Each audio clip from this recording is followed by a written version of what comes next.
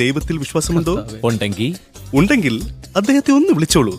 കാരണം ഇനി പുള്ളിക്കാരന് മാത്രമേ നിങ്ങളെ രക്ഷിക്കാൻ പറ്റൂ. മനസ്സിലായില്ല.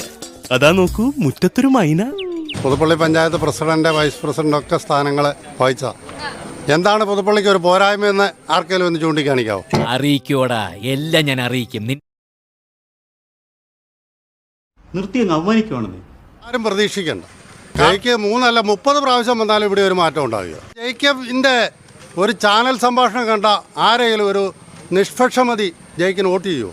തളരരുത് രാമൻകുട്ടി, തളരരുത്. കലാകാരനല്ലാത്തവരെ സമൂഹം അംഗീകരിക്കില്ല. നീ സമാധാനിക്ക്. അദ്ദേഹത്തിന്റെ ഇടപെടലുകൾ എങ്ങനെയാണ്?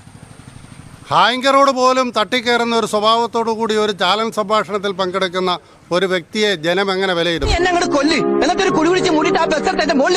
ഒരാൾക്ക് വോട്ട് ചെയ്യാന്ന് മാത്രമേ ഉള്ളൂ. പിന്നെ വികസനം ആരും നോക്കുന്നില്ല. അതും ഈ തണുപ്പത്ത് 20 പേര് വെച്ച് ഒരു ബൂത്തിൽ നിന്ന് പോയ 3600 പേര് ഞങ്ങളുടെ പഞ്ചായത്തിൽ നിന്ന് തന്നെ യൂറോപ്യൻ കൺട്രീസിൽ പോയിട്ടുണ്ട്. ജീവിക്കാൻ വേണ്ടി പോയതല്ല, സെറ്റിൽ ചെയ്യാൻ പോയിരിക്കുന്ന. PR എടുക്കുക, അവർ സെറ്റിൽ ചെയ്യുക എന്നുള്ള ഒറ്റ ഉദ്ദേശത്തിൽ പോയിരിക്കുന്ന. ഇവരെന്തുകൊണ്ട് പോയെന്ന് ഒരാളും ഈ ഇലക്ഷന് ചോദിച്ചത് ഞാൻ കണ്ടിട്ടില്ല. എന്തുകൊണ്ട് ഈ യുവാക്കൾ ഈ നാട്ടിൽ നിൽക്കാതെ വിദേശ രാജ്യങ്ങളിൽ യൂറോപ്യൻ കൺട്രീസിൽ പോകുന്നത്? ജീവിക്കാൻ നിവൃത്തിയില്ല. സർക്കാരിന്റെ KSRTC ശമ്പളം കൊടുക്കാൻ കാശില്ലാത്ത സർക്കാർ എന്തു ചെയ്യാനാ ചെമ്പകം? എന്റെ സ്വഭാവം ഇങ്ങനെ ആയിപ്പോയി. ബിവറേജ് ഏറ്റവും കൂടുതൽ വരുമാനം കിട്ടുന്ന ഇതാ.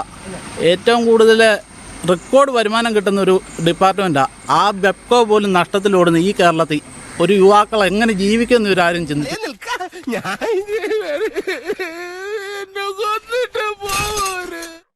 കിട്ടിയപ്പോ മതിയായില്ലേ? ഞാൻ പോകുന്നു. Bye bye.